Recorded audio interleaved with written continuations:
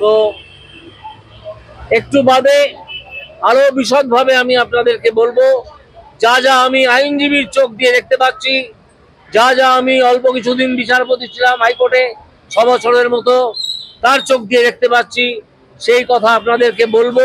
আপনারা একটু অপেক্ষা করুন। প্রতিবাদ করছেন, পথে নামছেন, বিপ্লব করছেন, দুয়ারে সরকারে এরকম কাউন্টার খোলা হোক, তারা জানাবেন, বা ফেসবুকে ফর্ম দিয়ে দেওয়া হোক, তারা জানাবেন।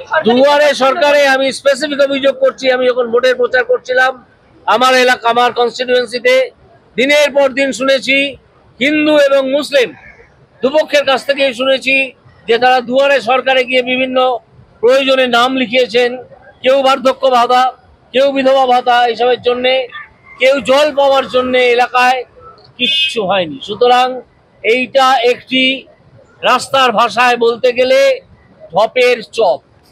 কিন্তু সরকারি প্রকল্প থেকে বাদ দেওয়া যায় এইভাবে? সরকারি প্রকল্প তারা নেবেন না, প্রতিবাদ করছেন বলে বলে দেওয়া হচ্ছে যে তারা লক্ষ্মীর ভান্ডার নেবেন। আরে দূর, ওদের কথা ছাড়ুন। ওদের তৃণমূল সরকারের, তৃণমূল কংগ্রেস পরিচালিত সরকারের বৈধতা নষ্ট হয়ে গেছে, এটা জেনে রাখুন।